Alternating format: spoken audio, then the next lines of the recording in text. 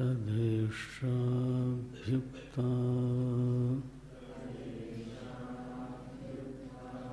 सत्यं ज्ञानमनन्तं ब्रह्म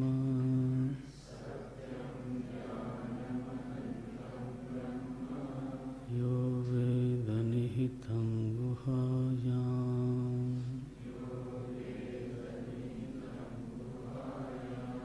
परमे व्योमन् सोऽश्नुते सर्वान् कामान् सः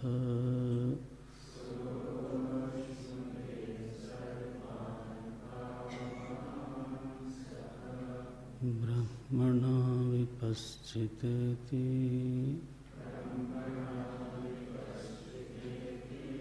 तस्माद् पाहेतस्मादात्मन आकाशः सम्भूतः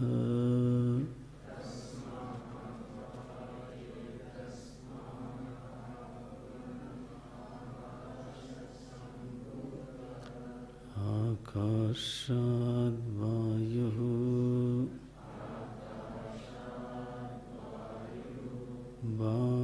वायोरग्निः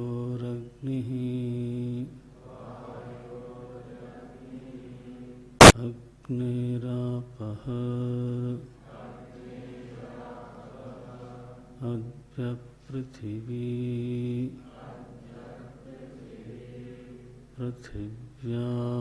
पृथिव्याओषधयः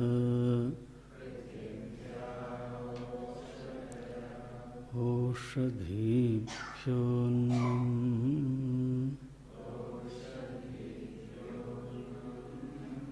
अन्नात् पुरुषः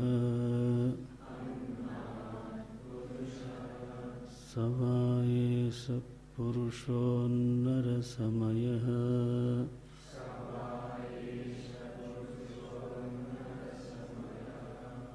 तस्येदमेव शिरः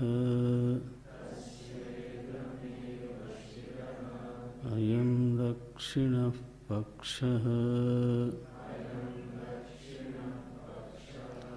अयमुत्तरः पक्षः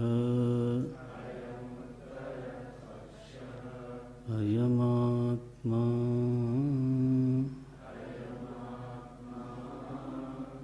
इदं पुच्छं प्रतिष्ठा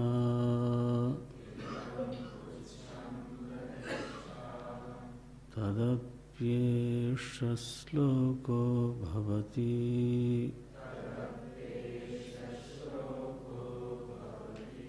तदप्येष श्लोको भवति।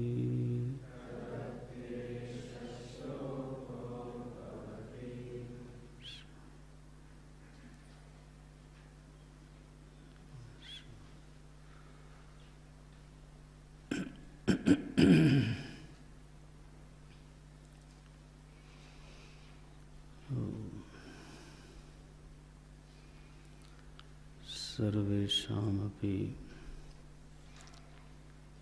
अन्नरसविकारत्वे ब्रह्मवंशत्वे च अविशिष्टे कस्मात् पुरुषेव गृह्यते प्राधान्यात्। किं पुनः प्राधान्यं कर्मज्ञानाधिकारः। पुरुष एव हि शक्तत्वात् अर्थित्वात् अपर्युदस्तत्वात् च अर्थी विद्वान् समर्थः कर्मज्ञानयोः अधिक्रियते। पुरुषे तु एव अविस्तरमात्मा सहि प्रज्ञानेन संपन्नतमः विज्ञातं पश्यति वेद स्वः स्वस्तनं वेद लोकालोकौ मर्त्येन अमृतम् ईप्सति इति एवं संपन्नः अथ इतरेषां पशूनाम् अशनापिपासे एव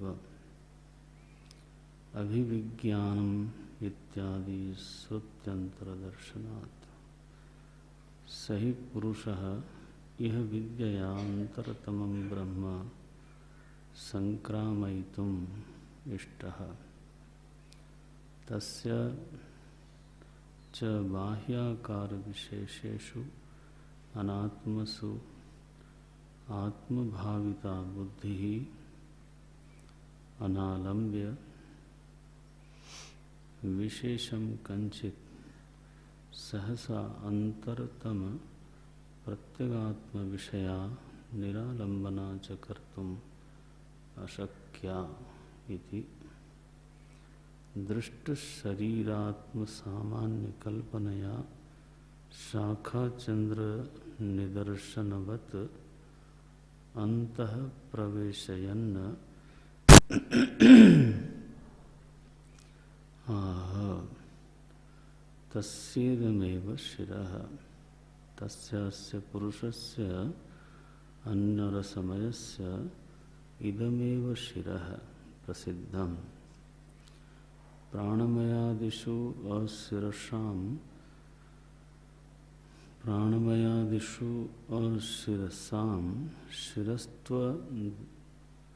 शिरस्त्वदर्शनात् इहापि तत्प्रसंगो मा भूत् इति इदमेव शिर इति उच्यते एवं पक्षादिषु योजना अयं दक्षिणो बाहुः पूर्वाभिमुखस्य दक्षिणः पक्षः अयं सव्यो बाहुरुत्तरः पक्षः अयं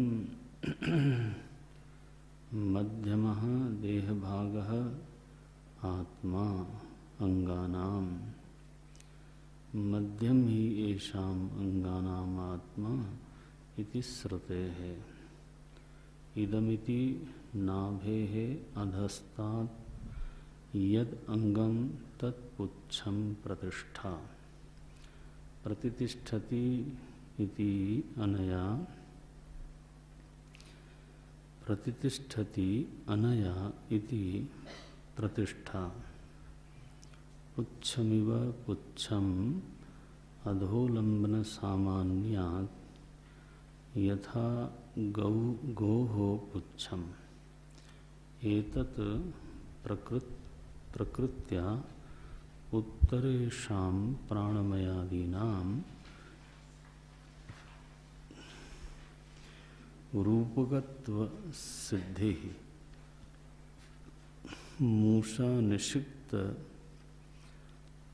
द्रुतताम्र प्रतिमावत तदप्येष श्लोको भवति तस्मिन्नेव अर्थे ब्राह्मणोक्ते अन्नमयात्म प्रकाशके एष श्लोकः मंत्रः भवति।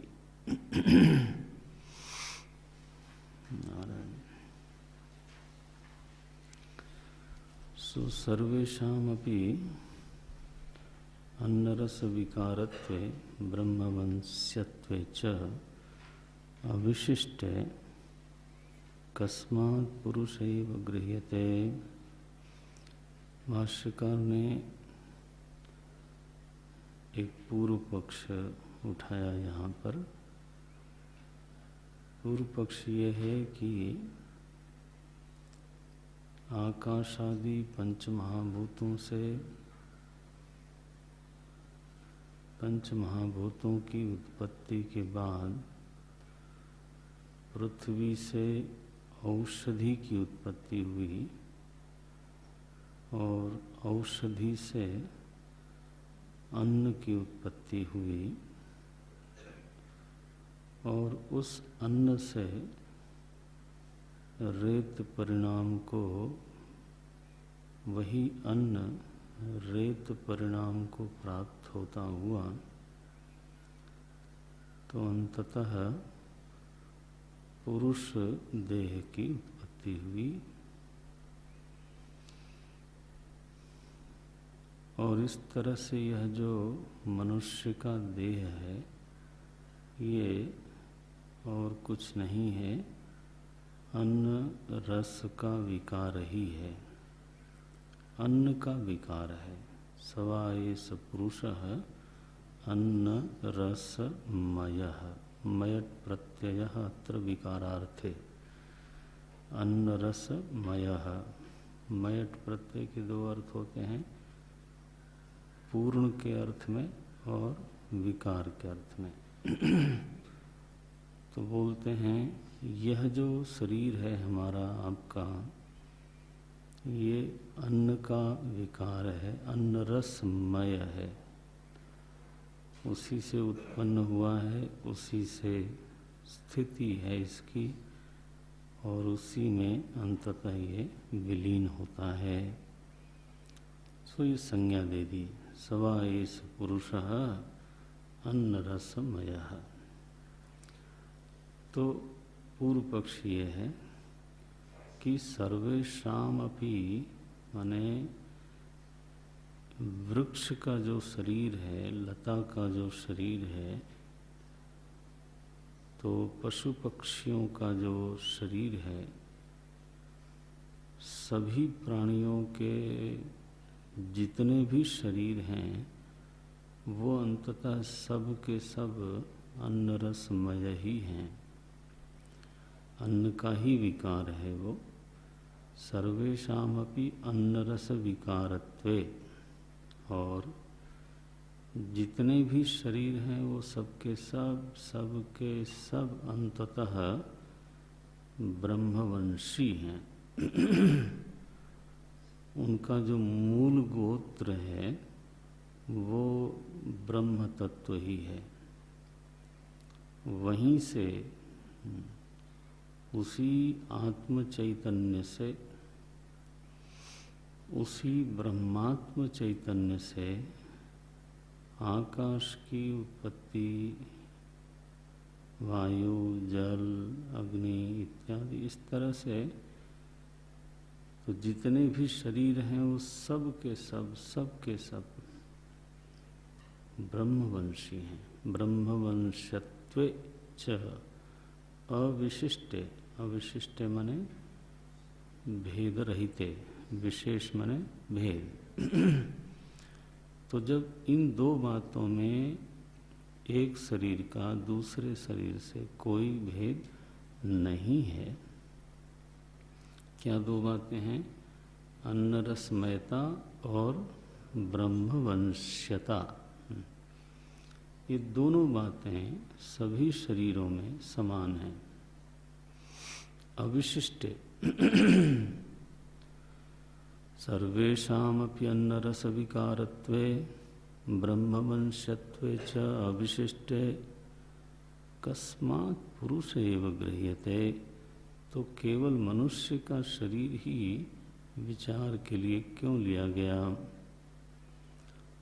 क्यों ऐसा कहा जा रहा है? सवा एष पुरुषः अन्न रसमयः। और एषः शब्द का प्रयोग श्रुति करती है मानो कि दिखाते हुए शिष्य को, अथवा अपना शरीर दिखा रहे होंगे ऋषि। सवा एष पुरुषः अन्न रसमयः, उस पर ध्यान जाना चाहिए। व्यक्ति शरीर पर ध्यान दे तो इस रीति से ध्यान दे कि यह शरीर जिसको हम, नहीं ठीक था,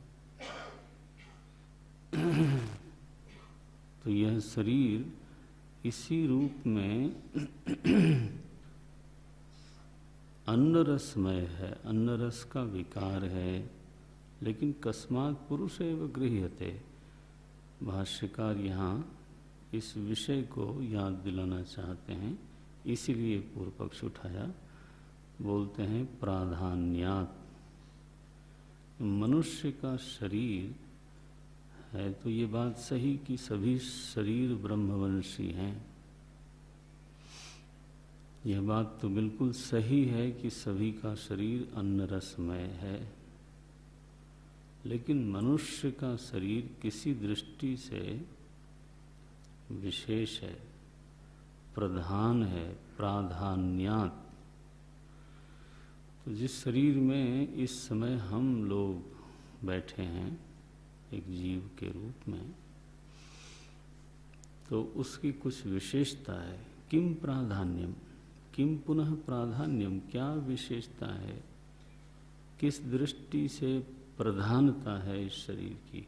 बोलते हैं कर्म ज्ञान अधिकार। इस शरीर में बैठे हुए जीव का अधिकार विशेष बनता हुआ दिखाई देता है। किस क्षेत्र में? कर्म में उसका अधिकार दिखाई देता है, ज्ञान में भी उसका अधिकार दिखाई देता है। जीव जो इस समय कर्म का अधिकारी और इस समय ज्ञान का अधिकारी है, प्रतीत होता है, वही जीव पूर्व शरीर में संभव है पशु शरीर में रहा हो अथवा आगे ऐसा हो जाए, तो वही का वही जीव जो मानो मनुष्य देह में विद्वान था, तो पशु देह में जा करके तो वो विद्वान रहता नहीं। जीव वही है, जीव के संस्कार वही हैं, जीव की इंद्रियां वही हैं, जीव की बुद्धि वही है, लेकिन उसका वो अधिकार रहता नहीं। कारण उसके इंद्रियों के लिए, उसकी बुद्धि के लिए गोलक असमर्थ है, गोलक अक्षम है। इंद्रिय की सामर्थ्य कितनी है इसका सही सही पता हमको आपको है नहीं। वो कितनी व्यक्त होती है इतना हमको पता होता है। वो व्यक्त कितनी होती है, गोलक की क्षमता के अनुसार ही व्यक्त होती है। अगर किसी को सुनना कम हो गया, कई बार हो जाता है बुढ़ापे में, अब उसकी इंद्रिय वही है जो 20 साल पहले थी, तो इंद्रिय की सामर्थ्य नहीं घटती है, लेकिन गोलक की सामर्थ्य घटते ही बस अब उसकी सुनने की सामर्थ्य घट गई। सो गोलक क्या कहना चाहते हैं, जो गोलक है उसकी भूमिका बहुत बड़ी है, और बुद्धि और इंद्रियों का गोलक कौन है? शरीर। सारी इंद्रियां शरीर में रहती हैं और बुद्धि भी शरीर में रहती है, सबके अपने अपने गोलक हैं। आँखों का गोलक यदि बिगड़ जाए तो नेत्रेंद्रिय वही रहते हुए भी देखना बंद हो जाएगा। तो अगर गोलकों की ये स्थिति है, माने उनका एक मेजर रोल है, they are the main players. अगर ये समझ में आता है तो बुद्धि का गोलक है मस्तिष्क। जैसे नेत्र इंद्रिय का गोलक है नेत्र, आँखें, वैसे ही बुद्धि का गोलक है मस्तिष्क। बुद्धि उस स्थान पे बैठ करके अपने को प्रकट करती है। जैसे नेत्र में विकार आता है, वैसे ही मस्तिष्क में भी विकार आता है। जैसे नेत्र को चिकित्सा से दूर किया जाता है, उसके विकार को चिकित्सा से ठीक किया जाता है, वैसे ही मस्तिष्क को भी चिकित्सा से ही ठीक किया जाता है। और इस तरह से कभी ये भ्रम होता है कि मस्तिष्क ही मन है। क्यों? क्योंकि मैंने जो मन में खराबी आई थी, जो मनोरोग हो गया था, उसको हमने ठीक किया। कैसे? चिकित्सा से। तो इस दवाई का सीधा जो असर पड़ा वो कहाँ पड़ा? मन पर। तो मैंने किसके साथ डील किया, किसको ऑपरेट किया? मन को किया। सही नहीं है वो, हमने गोलक को किया। गोलक को किया, लेकिन गोलक में रहने वाला शुद्ध हो गया। यह बात साफ साफ समझ में तब आवेगी जब गोलक की महिमा को हमारी बुद्धि समझे। गोलक छोटी चीज नहीं है। देखो, वही नेत्र इंद्रिय अगर गिद्ध के शरीर में चली जाए तो इंद्रिय वही है, लेकिन उसका गोलक ऐसा है कि वो दूर तक देख सकता है।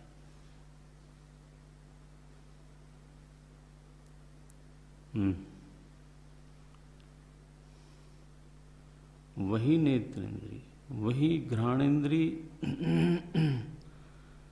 अगर श्वान के नासिका में चला जाए, गोलक में चला जाए, तो देखो उसके सूंघने की शक्ति बढ़ गई। वही स्वाद इंद्रिय अथवा नासिका इंद्रिय मेरे ख्याल से अगर चींटी के गोलक में चली जाए, तो गोलक की भी एक अपनी महिमा होती है। आप केवल बुद्धि की महिमा मत समझो, इंद्रियों की महिमा मत समझो। गोलक भी एक चीज है, बल्कि व्यावहारिक धरातल पर तो it is a main player, की प्लेयर है। माने आपकी इंद्री चाहे जैसी मर्जी वैसी हो, गोलक ना हो तो, जैसे सांप को कान नहीं है तो क्या वो जीव जो है वो 2 इंद्रियों वाला है? नहीं, वो जीव की 5 इंद्रियां वहां पर हैं, लेकिन गोलक नहीं। कभी गुरुदेव इसको ऐसे समझाते थे कि आप कमरे में हो, कमरे के अंदर बैठ करके बाहर का दृश्य देख सकते हो यदि खिड़की हो, और खिड़की खुली हो, पर्दा हटा हो, तो खिड़की खुलने से बाहर का दृश्य दिखता है, खिड़की बंद होने से बाहर का दृश्य दिखना बंद हो जाता है। इसका मतलब ये नहीं कि खिड़की ही आंख है। हाँ, समझ में आया ये दृष्टांत? देखने वाली चीज है आंख, लेकिन वो देखने में समर्थ नहीं हो सकती बिना खिड़की के। तो चूंकि देखने का संबंध खिड़की के साथ अनिवार्य रूप से बन रहा है, इसलिए कदाचित किसी को अगर ये भ्रम हो जाए कि खिड़की ही देखने वाली चीज है, तो गलत हो गई। खिड़की के स्थान पे कौन है यहां पर? गोलक। खिड़की के स्थान पर यहां गोलक हैं। अगर वो बंद हो गए तो वो इंद्रिय उसके पीछे बैठी होने पर भी देख नहीं सकती।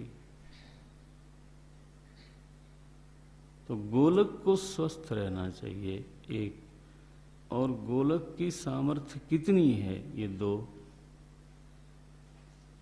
अलग अलग शरीरों में अलग अलग गोलक की सामर्थ्य दिखाई देती है। इंद्रिय की सामर्थ्य का किसी को पता नहीं है। कौन कितना देख सकता है या कितना सूंघ सकता है, या स्वाद भेद को कितना साफ साफ समझ सकता है, ये मर्यादा आज तक कोई बना नहीं सका।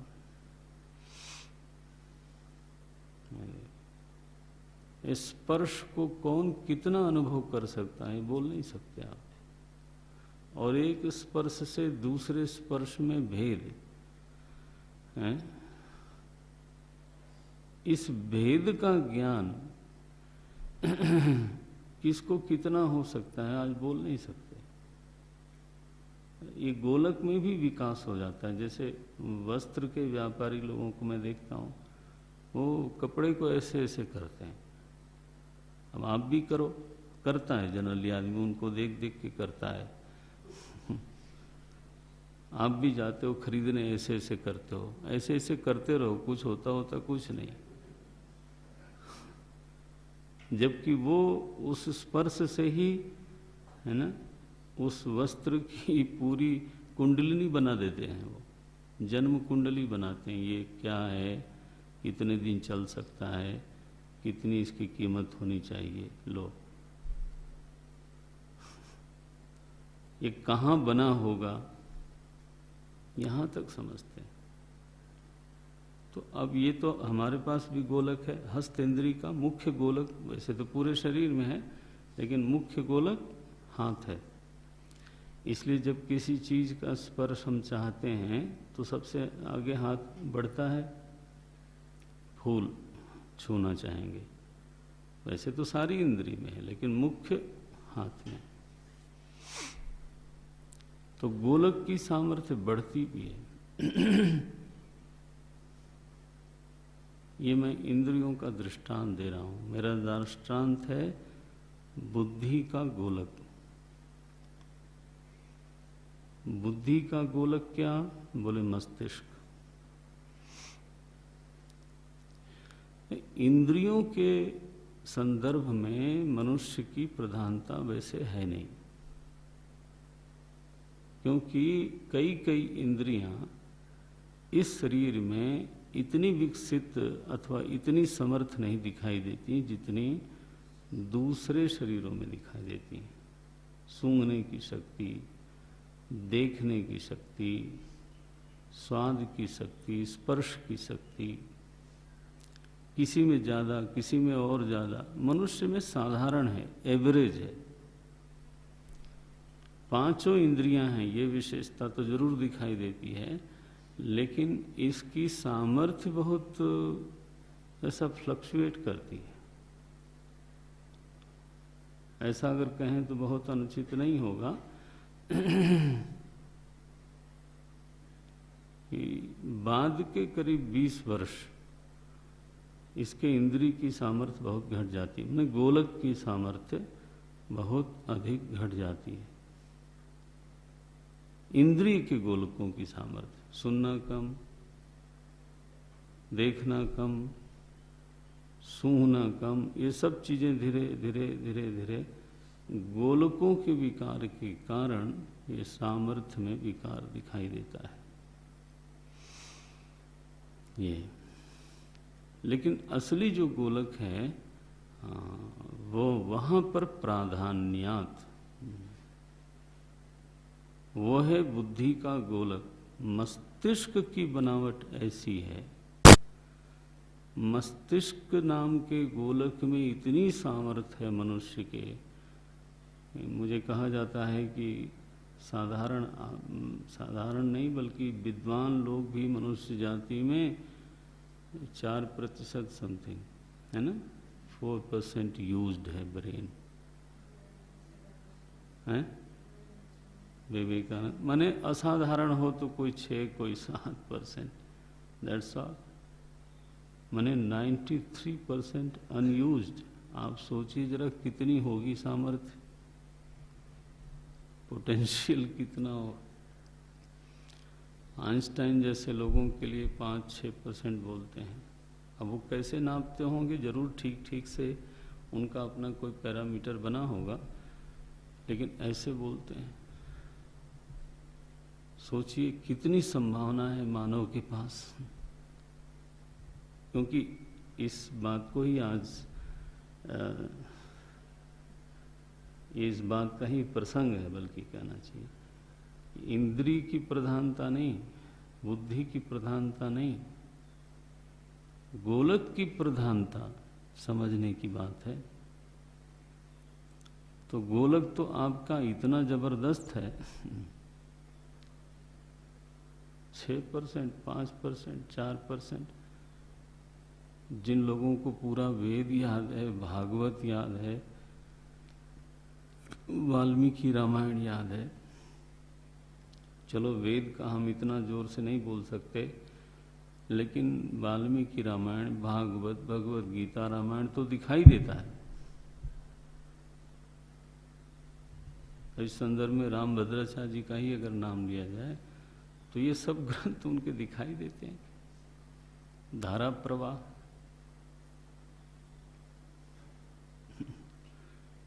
तो अब वो कितना है हम क्या बोल सकते हैं। तो ये गोलक की प्रधानता के कारण मानव देह विशिष्ट हो गई। अच्छा, इंद्रियों के गोलक साधारण होने पर भी बुद्धि का गोलक असाधारण है, सर्वातिशय है, सबसे बड़ा है। इसका मतलब है कि इंद्रियों का जो राजा है ना, बुद्धि अथवा मन, उसी का गोलक हमारे पास विशेष है। उन लोगों के पास सेवकों का गोलक विशिष्ट है, लेकिन मानव देह में जो गोलक सबसे ऊपर रखा गया वो है, हाँ, इंद्रियों का जो राजा है, इंद्रियाणाम राजा मनः। तो इसलिए फिर राजा को अगर पूरी सामर्थ्य प्रकटित होने की अगर संभावना हो, फिर क्या कहना। सो बोलते हैं किम पुनः प्राधान्यम, बोले एक अधिकार है इसका, इस गोलक की विशेषता के कारण अधिकार है, कर्म में और ज्ञान में, और उसका प्रत्यक्ष प्रमाण दिखाई देता है। मनुष्य वायु में, आकाश में, जल में, थल में जिस तरह की वो चेष्टा कर रहा है, तो कोई प्राणी करता दिखाई नहीं देता। जितना ज्ञान उसके पास है, बताइए, समुद्र में से गैस निकालना कोई सोच नहीं सकता, पानी में से गैस निकाल, अजीब सी स्थिति है। पानी में से तेल निकाल लेना, बताओ, वो भी कोई छोटे मोटे पानी में से नहीं, जहां कोई दूर से देखने की हिम्मत न करता हो, वहां पूरी इंडस्ट्री लगा देना वहां पूरी कॉलोनी बना के रखना। कर्म ज्ञानाधिकार पुरुष एव शक्तत्वात्, बोले ये सामर्थ्य केवल इस देह में ही है। पुरुष एव शक्तत्वात्, आप कर्म ज्ञान का अधिकार तो पढ़ चुके हैं। कर्म का अधिकार इसलिए क्योंकि इसके जीवन में एक चीज दिखाई देती है, वो है विधि और निषेध, और यह भी दिखाई देता है कि वो निषिद्ध कर्म भी कर रहा है और विहित कर्म भी कर रहा है, तो दोनों संभावनाएं उसके साथ विद्यमान हैं। ये दोनों स्वातंत्र उसमें दिखाई देता है। ये बात ठीक है कि फल में उसका कोई स्वातंत्र नहीं।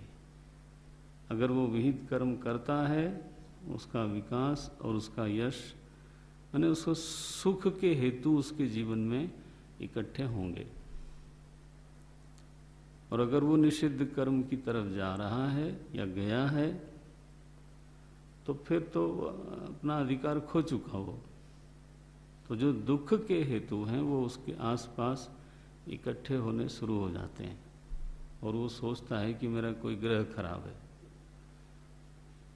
होगा ग्रह खराब, लेकिन उसको खराब तुम ही ने किया है वो कोई और ने नहीं किया। ग्रह बेचारे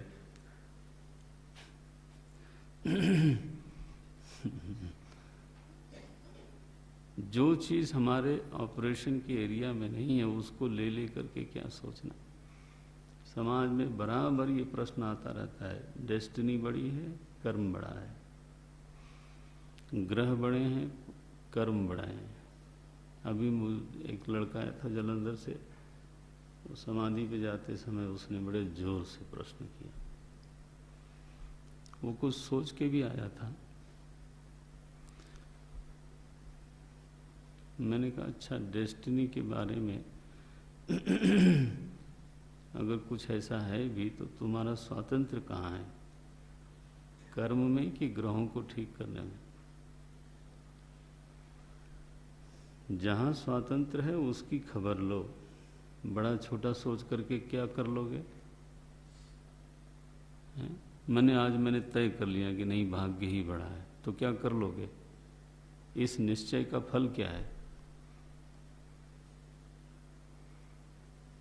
अरे निश्चय ऐसा करो जिसमें आप कुछ कर सकते हो। होगा बड़ा, कर्म छोटा ही होगा, लेकिन वहाँ आपका कुछ स्वतंत्र दिखाई देता है, तो यू कंसंट्रेट अपॉन जहाँ आपका कुछ स्वातंत्र है वहाँ आप अपना निवेश करो। फालतू में जहाँ कुछ मतलब ही नहीं है वहाँ पे ले करके पंचांग हैं, बस गणित लगाते हैं दिन भर। ऐसे ऐसे निकम्मे हो जाते हैं महाराज, हमने देखा जीवन बर्बाद करते हैं लोगों को। नहीं अभी समय नहीं है, अभी व्यापार शुरू नहीं कर सकते, बूढ़े हो गए। बच्चे बेचारे काम करके करके परिवार को चलाते रहे और उनका मुहूर्त ही नहीं आया काम शुरू करने का। उनका जब ज्योतिष देख, यहाँ तो गड़बड़ है, अभी नहीं शुरू करना चाहिए।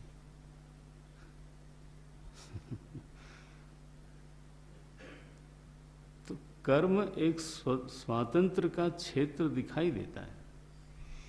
आदमी विहित कर्म करता दिखता है, निषिद्ध कर्म करता हुआ भी दिखता है, और निषिद्ध कर्म से निवृत्त होता हुआ भी दिखता है। इसलिए विधि निषेधात्मक जो प्रवृत्ति है और स्वतंत्र प्रवृत्ति है वो मनुष्य में दिखाई देती है, इसको कोई डिनाई नहीं कर सकता। यह जो स्वातंत्र है वही कर्म के अधिकार का प्रमाण है। पशु में निषिद्धाचरण होता ही नहीं। निषिद्ध आचरण का मतलब कोई नाम ही नहीं है, और पशु में विहिताचरण भी होता ही नहीं। जब निषिद्ध आचरण ही नहीं है तो विहित आचरण क्यों होगा? तो संवेग के अनुसार प्रकृति नियंत्रित, प्रकृति से निर्धारित क्षेत्र में उसकी प्रवृत्ति होती है, और उस प्रवृत्ति में ज़्यादातर तो आहार, निद्रा, भय, मैथुनम च, ये 4 क्षेत्र हैं। प्रायः हम डिस्कवरी पे देखते रहते हैं, माने सुबह से चिड़िया हो चाहे शेर हो, आहार माने दैट्स द मेन प्रोजेक्ट। दूसरे से अपने को बचाना है, ये दूसरा, और फिर बीच में निद्रा और मैथुन, ऐसा जीवन चला गया इसमें।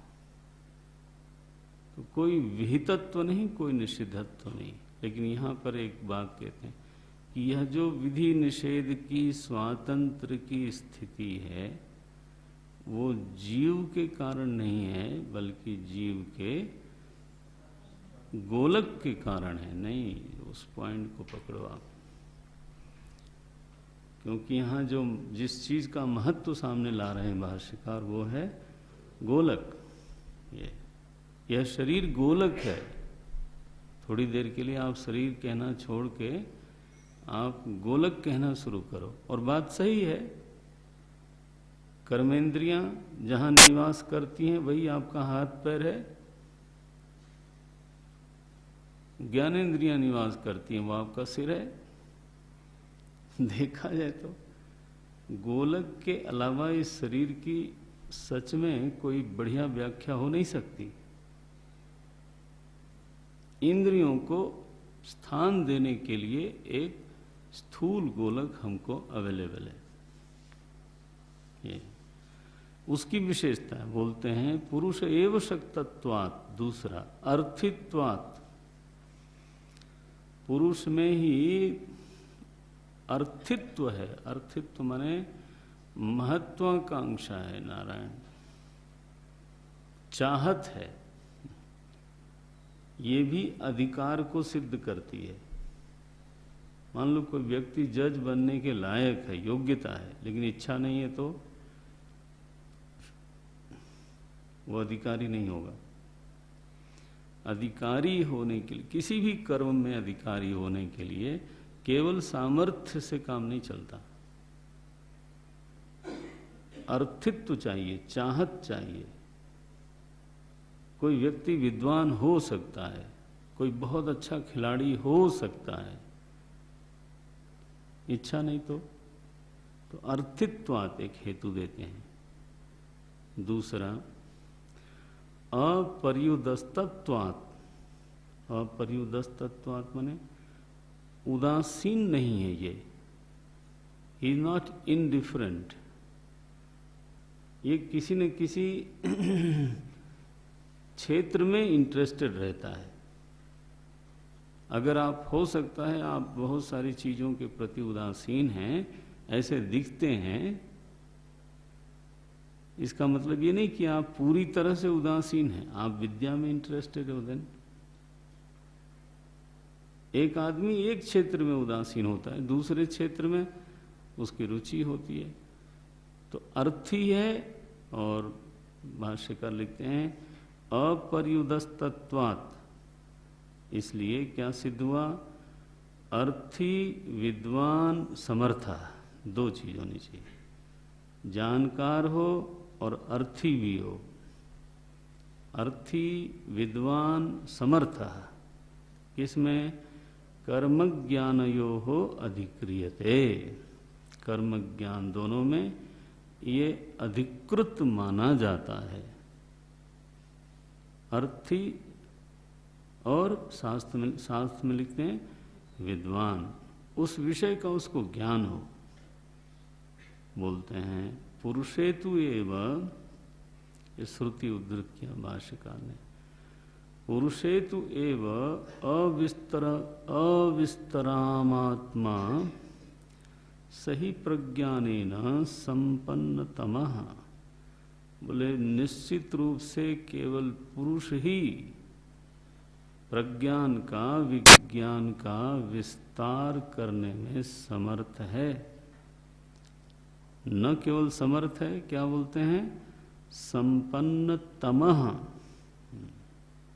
श्रुति ने कह दिया कि पुरुष से अधिक संपन्नता, जहाँ तक विद्या का प्रश्न है, प्रज्ञानेन, पुरुष से अधिक संपन्नता और किसी में नहीं है। और इसलिए अपना विस्तार जितना पुरुष कर सकता है, विस्तराम, अपना विस्तार जितना पुरुष कर सकता है, उतना कोई नहीं कर सकता।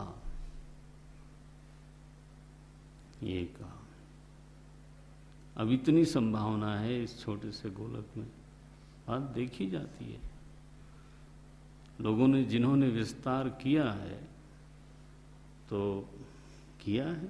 गांधी जी को देखो, साइंटिस्ट को देखो, दार्शनिकों को देखो, बौद्धिक क्षेत्र के आधार पर फिर वो अपना विस्तार करता है।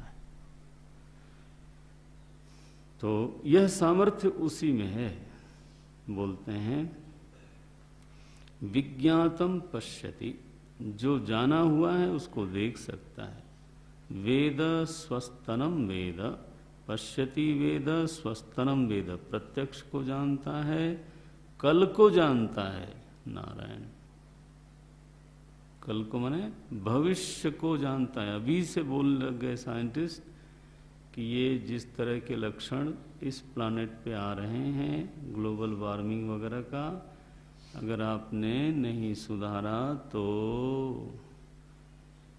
अभी तक तो नदियों में बाढ़ आती थी, इस समुद्र में बाढ़ आवेगी। स्वस्तनम पश्यति, वेद ये बोलते हैं।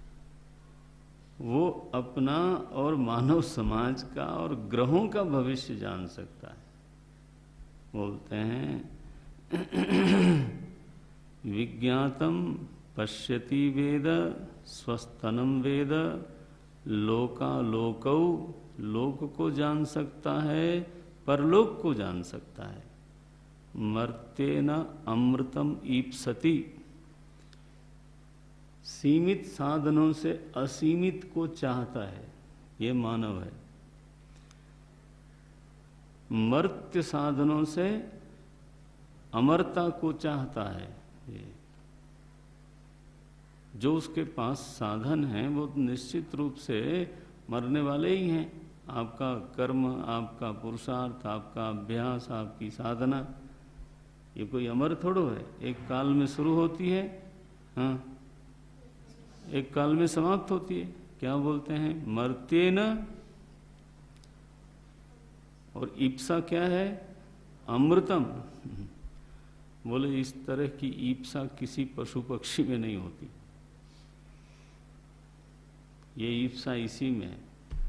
मर्त्येन अमृतम ईप्सति इति एवं संपन्नः अथ इतरेषाम, बाकी जो पशु हैं, अथ इतरेषाम पशूनाम, इनका परिधि क्या है, मर्यादा क्या है? बोलते हैं असना पिपासे एव। ये श्रुति ने बोल दिया, असना पिपासे एव। ये महाराज भूख और प्यास के क्षेत्र में प्रवृत्ति करते रहते हैं। बड़े बड़े शरीर वाले हैं, बड़े बड़े नाखूनों वाले, बड़े बलिष्ठ शरीर वाले, लेकिन सारी प्रवृत्ति क्या है? असना पिपासे। What a tragedy! इतना बड़ा हाथी, इतना बड़ा शेर, वाइल्ड लाइफ की बात यह है। असना पिपासे एव अभिविज्ञानम, उसका ज्ञान इतना ही होता है। इत्यादि श्रुत्यंतर दर्शनात्, इसलिए भाई क्या सिद्ध किया? प्राधान्यात, इस हेतु को सिद्ध किया। इसमें संकेत तो छिपा हुआ साफ दिखता है कि जो गोलक हमको मिला हुआ है उसके मूल्य पर ध्यान दिया जाए। परसों ही हम एक बात कह रहे थे कि जो चीज़ सुलभ हो जाती है, कल बात कर रहे थे, जो चीज़ सुलभ हो जाती है उसकी ओर ध्यान देना बंद कर देते हैं। ये नहीं कि वो कीमती नहीं होती। मैंने दृष्टांत क्या दिया था? सांस का। अब देखो, माने अगर एक सांस जाए और ना आवे तो बस छुट्टी। इतनी कीमती चीज है, लेकिन चूंकि वो मिल गई है, चूंकि वो सुलभ हो गई है, इसलिए उस पर हम ध्यान नहीं देते, जरूरत नहीं समझते। अब चाहे सीमित समय के लिए सही हो, एक ऐसा दिव्य गोलक हमको क्या प्राप्त हो गया है। अब हमने मान लिया कि ये तो ऐसे ही रहेगा। दिव्य गोलक प्राप्त हुआ, श्रवण का गोलक प्राप्त हुआ, दर्शन का गोलक प्राप्त हुआ। कभी झुंझलाहट होती है, मानो कोई चीज पढ़ने की आ गई, और अब जो है आंखें हैं दिक्कत करती हैं। तो आप लोगों को ये बात समझ में नहीं आएगी। कभी हम कालरा जी को बोलते हैं, अच्छा पढ़ो जरा इसको, पहला ध्यान वहीं जाता है। नहीं है, चश्मा नहीं, लो। तो वो जो चीज सुलभ है ना, वो बिल्कुल टेकन फॉर ग्रांटेड। जब वो घटती है तभी समझ में आती है, अच्छा ये हो गया हमारे साथ।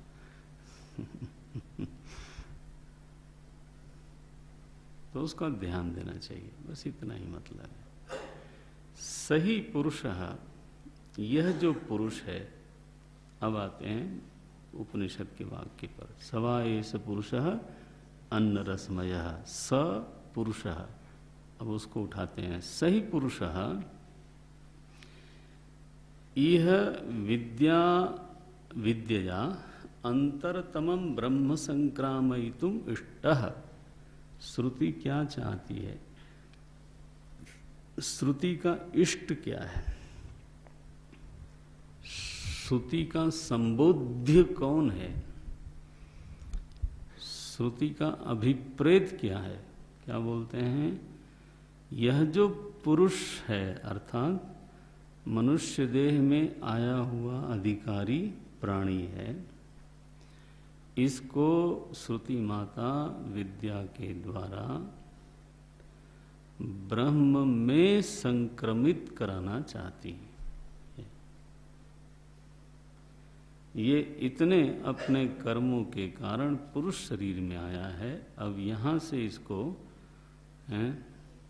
बस ब्रह्म में संक्रमण कर देना चाहिए, इसके नीचे नहीं।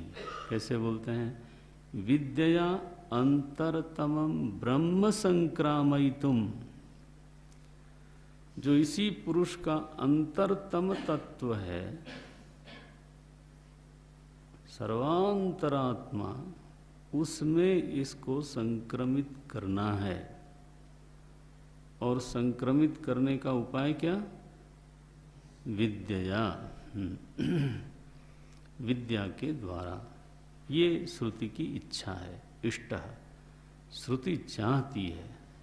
अब तस्य च बाह्याकार विशेषेषु अनात्मसु आत्मभाविता बुद्धि, तस्य मने तस्य पुरुषस्य, उसकी स्थिति ये है कि उसकी जो आत्म भावना है वो कहाँ है, अनात्मा में। अनात्मसु आत्मभाविता बुद्धि, और वो अनात्मा कैसे हैं, बाह्याकार विशेषेषु, जैसे जैसे देह का जो आकार विशेष है उसी में उसकी आत्मबुद्धि है।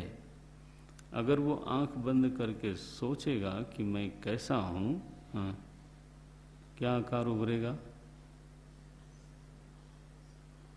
शरीराकार उभरेगा।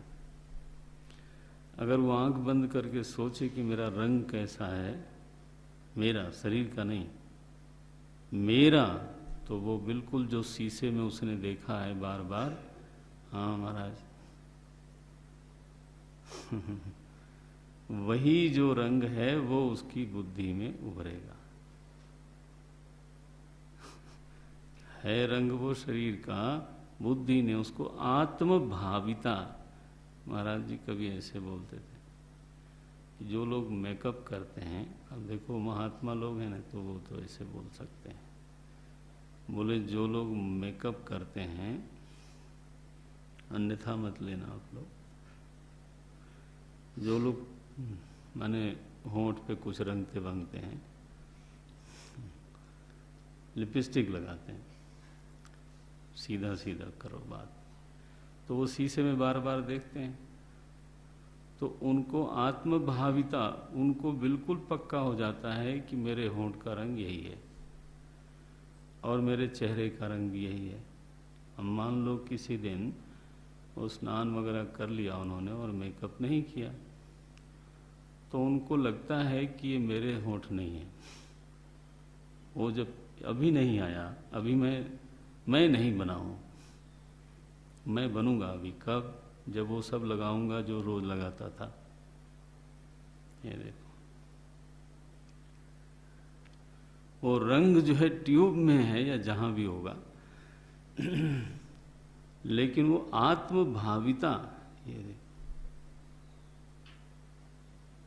माने वर्षों से चूंकि वो बुद्धि चली आ रही है, तो उन्होंने मान ही लिया कि यही मेरा रंग है। और किसी दिन अगर मौका नहीं मिला, कुछ ऐसा हो गया, वो कहेंगे ये नहीं, ये मैं नहीं हूं अपने को पहचानने से आदमी फिर उस दिन मना करता, ना ना ये मेरा थोड़ा, मैं भी ठीक से तैयार नहीं आऊं।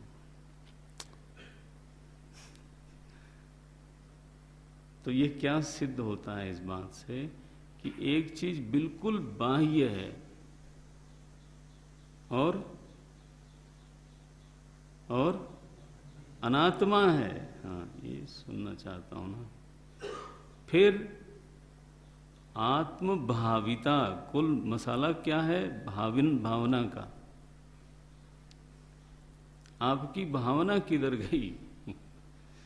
बाह्य होने से कोई फर्क नहीं पड़ता, डिब्बी का जो रंग है वो आत्मा बन जाता है महाराज। बताओ, डिब्बी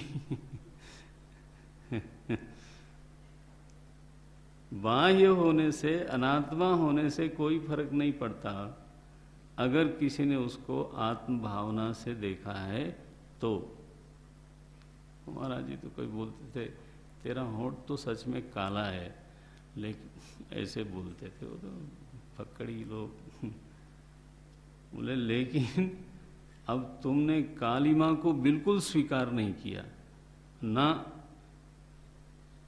क्या है? बोले वही है जो मैं रोज रंगता हूं।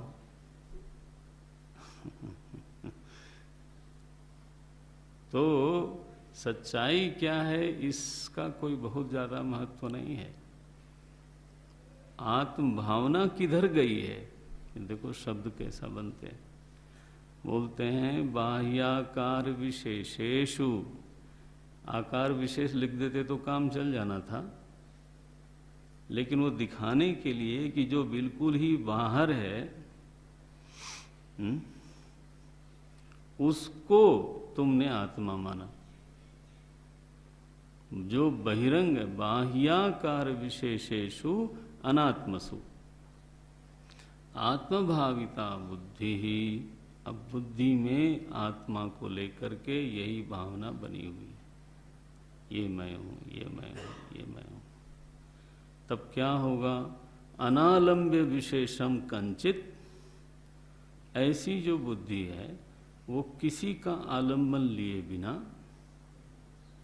अनालंब्य विशेषम कंचित सहसा अंतरतम प्रत्यगात्म विषया निरालंबना च कर्तुम अशक्या इति। ये भाष्यकार लिखते हैं। देखो, ऐसी जो अनादि काल से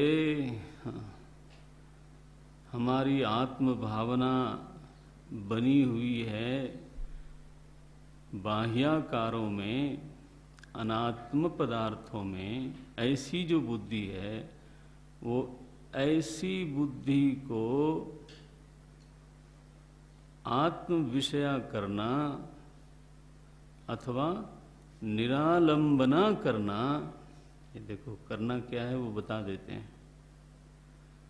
चाहे वो कठिन हो लेकिन करना यही है। क्या? दो शब्द बोलते हैं, प्रत्यगात्म विषया और निरालंबना च। निरालंबना माने बिना किसी उपाधि का आलंबन के। ये आलंबन किसका ले रहा है? अभी बुद्धि किसका आलंबन ले रही है?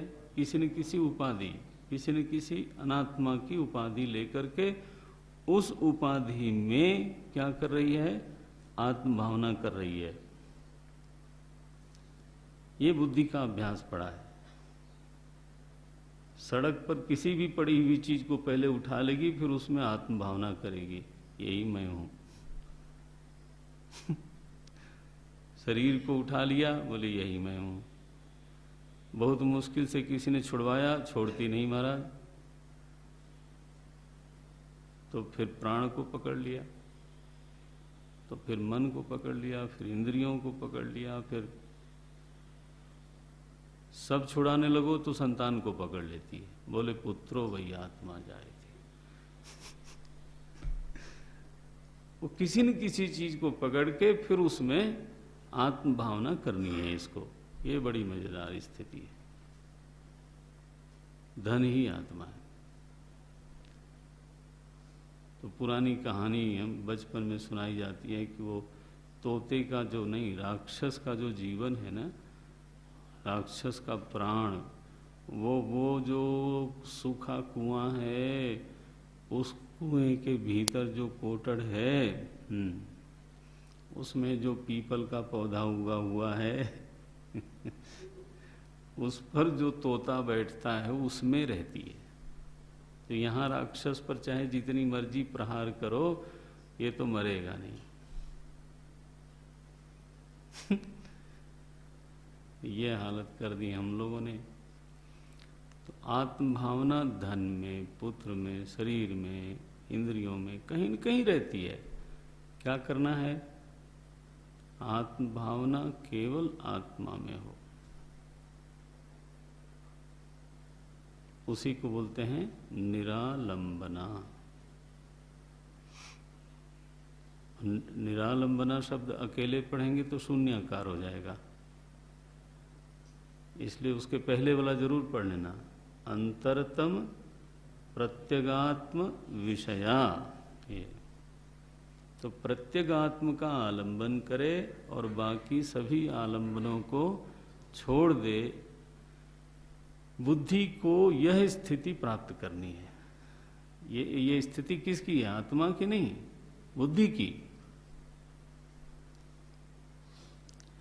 बुद्धि को आत्म विषया बनाने में भाष्यकार लिखते हैं सहसा कर्तुम अशक्या।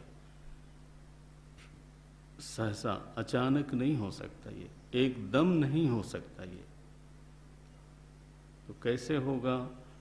बोले जो बाहर का आलंबन उसने लिया हुआ है, तो आलंबन न छुड़ाओ, बल्कि उससे थोड़ा भीतर वाला आलंबन पकड़ाओ, फिर उससे भीतर वाला आलंबन पकड़ाओ। और आलंबन पकड़ने की आदत बुद्धि को जो पड़ी हुई है, इसी आदत का लाभ उठाओ। वाह! इसकी आदत का ही उपयोग कर लो।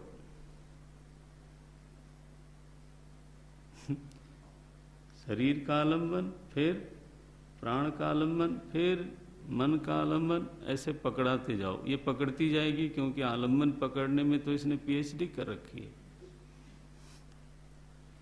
ये तो इसकी पूरी पक्की सिद्धहस्त है। तो अपने मनमर्जी आलंबन पकड़ेगी, वो ठीक नहीं हुआ, तुम पकड़ाओ। ऐसा सोच के कभी ऐसा लगता है कि जैसे बालक को हाथ में मान लो उसने छुरा पकड़ लिया, तो अब वो माता पिता डरते हैं कहीं काट न दे कुछ, तो निरालंब तो नहीं हो सकता हो। तब वो दिखाएंगे उसको झुनझुना, खिलौना दिखाते हैं, तो वो आलंबन छोड़ता है दूसरा आलंबन लेने के लिए। ऐसा है, शरीरालंबन पकड़े हुए है जोर से, और शरीरालंबन के साथ साथ नारायण ऐसे ऐसे आलंबन पकड़ना है, पकड़े हुए है जो उसको खुद ही काट दे। ऐसे तो खतरनाक चीजें पकड़ रखा है।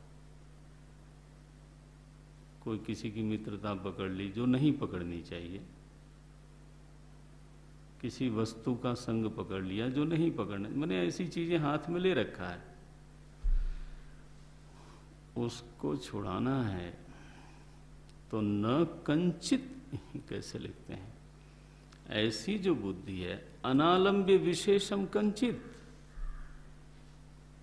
विशेष का आलंबन लिए बिना सहसा न कर्तुम अशक्या इति। इसको निर्विषय करना अथवा आत्म विषय बनाना, ये किसी के लिए भी अशक्य है।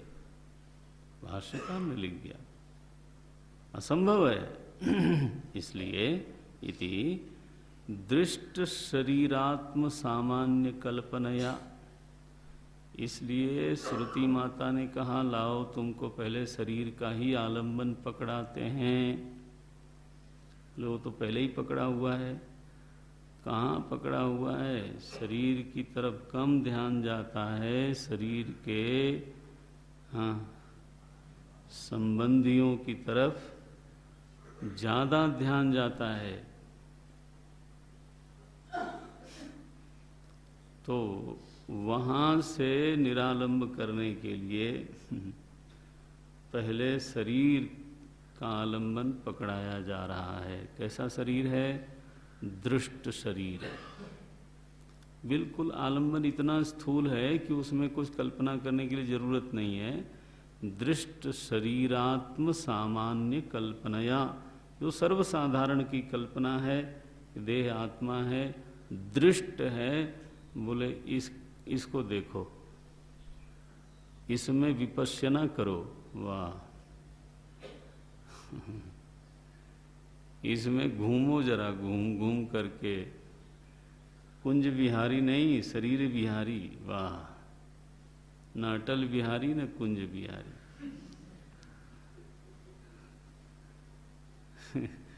अटल जी गए बिहार में, जब चुनाव हुआ था, 1-2 दिन गए कहीं कहीं, तो उन्होंने कहा मेरे माता पिता ने तो मुझे, मैंने नामकरण जिस दिन हुआ उस दिन से बिहारी कहना शुरू किया है, तो मैं तो अटल हूं बिहारी।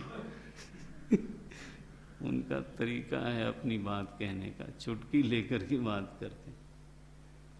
लोग तो टल बिहारी हैं, मैं कैसा हूं? बोले मैं अटल बिहारी हूं, टलूंगा नहीं। यहां क्या है? बोले शरीर बिहारी, देह बिहारी बनो भाई। बोलते हैं शाखा चंद्र निदर्शनवत। ये कैसा है? क्या शरीर भाव में श्रुति आपको और प्रतिष्ठित करना चाहती है? बोले नहीं। जैसे द्वितीया का चंद्रमा जल्दी दिखता नहीं, उसको दिखाने के लिए कभी कोई आपका मित्र देख चुका है तो वो कैसे दिखाता है? बोले वो देखो ये पेड़ है ना, पहले क्या दिखाएगा? पेड़। बताओ, देखना है चंद्रमा। बोले उस पेड़ को देखो, पेड़ को। अब बोले तू मेरा दुश्मन है कि मित्र है? मैं देखना चाहता हूं चंद्रमा, तू दिखा रहा है किसको? पेड़ को। कितनी उल्टी बात है। बोले नहीं, तो पहले मेरी बात मानो, श्रद्धा करो जरा। पेड़ के दाहिने तरफ वाली जो लंबी शाखा जा रही है उसको देखो। चलो, तो पेड़ पर से ले गया वो शाखा पर, पेड़ वाला छुड़ा दिया, निरालंब कर दिया ना। फिर शाखा के आगे आगे जाओ, फिर जो एक टहनी निकली है बाईं तरफ, पूरी शाखा छुड़ा दी, टहनी पकड़ा दी। फिर बोले उस टहनी के बिल्कुल आगे जो फुनगी है, बिल्कुल वहां पहुंचो, देखो उसको, देखो देखो देखो। वो देख रहे हो किस अदा के साथ ऊपर उठी है? वाह, अदा है उसमें भी। तो एक फुनगी जो है वो ऐसे ऊपर उठी, बस उसी की सीध में 1.5 फीट आगे चंद्रमा है, 1.5 फीट दिख गया, उसका काम तो हो गया। जब चंद्र दर्शन हो गया तो वो ये जानता है कि ये सब बकवास था।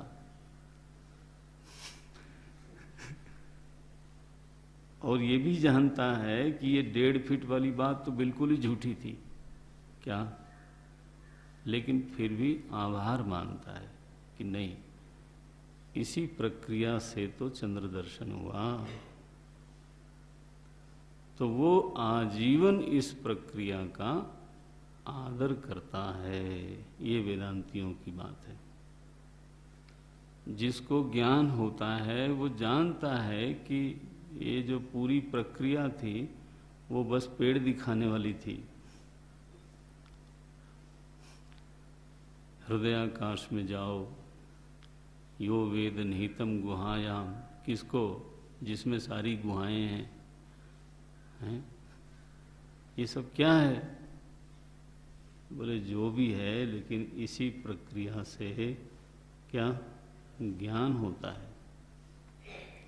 इसलिए जीवन भर व्यक्ति प्रक्रिया का आदर करता है।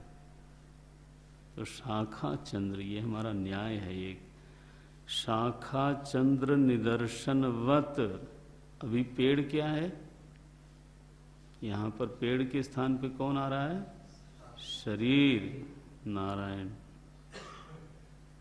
सुबह सुबह हमारे अच्छे खासे शरीर को हैं क्या कहा जा रहा है? पेड़।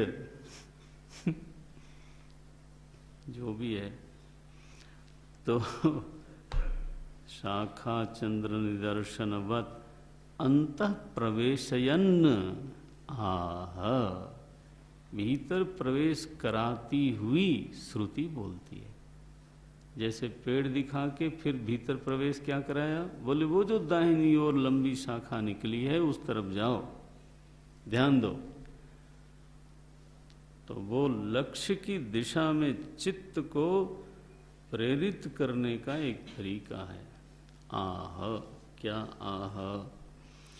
तस्य इदमेव शिरः सवा एष पुरुषः अन्न रसमय। ये कौन है?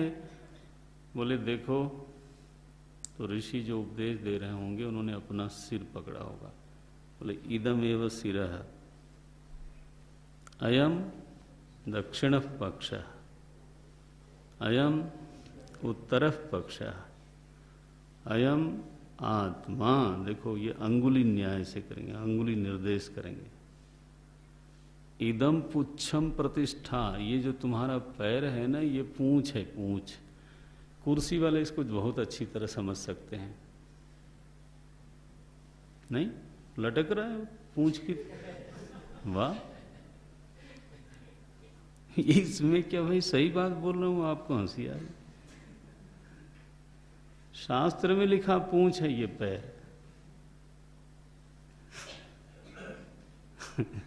भाष्यकार ने भी इसको जस्टिफाई इसी तरह से किया है। बोले पुच्छम, मैं कल देखूंगा इसको अक्षरशः, पुच्छम अधोलंबन सामान्यात, अंतिम पंक्ति है। अरे भाई आप हंसते हो, कमाल है। देखो आखिरी पंक्ति में लिखा अधोलंबन सामान्यात। जैसे बानर जो है पेड़ पर बैठा हो तो उसकी पूंछ लटकती रहती है, वैसे आदमी जब कुर्सी पर बैठता है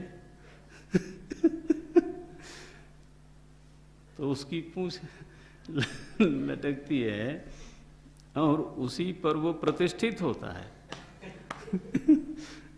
ये लिखा है। तो इस समय आपने अपनी पूंछ गोल कर ली है और कुछ नहीं। जो नीचे बैठे हुए हैं वो और कुछ नहीं, आपने अपनी पूंछ समेट ली है, उस पर बैठे हो। पुच्छम प्रतिष्ठा, ये पूंछ है जिस पर आप बैठते हो। लो जी, खड़े होते हो। पूंछ कहाँ से शुरू होती है? वहां से नहीं जहां से डार्विन ने कहा। शंकराचार्य जी लिखते हैं नाभि के नीचे सब पूंछ ही है। लो जी, लिखा यहाँ पे, बोलते हैं इदमिति नाभेः अधस्तात् अंगम तत्पुच्छम। तो तैत्तरीय उपनिषद है ना, तित्तिर पक्षी है ना, तो पक्ष माने पंख और पक्षी के होते हैं पूंछ। तो वो उपमा दी है उन्होंने, पक्ष दोनों तरफ, पूंछ और सिर, चार शरीर का गिना दिया। अब इसी तरह से प्राण मनोमय सबकी पूंछ बताएंगे कि पूंछ क्या है, दाहिना पंख क्या है, उत्तर पंख क्या है, इत्यादि। ओम।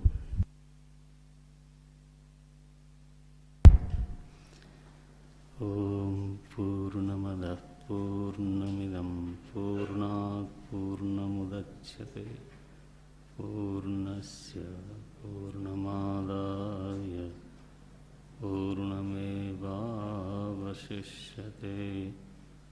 ओम शांति शांति शांति।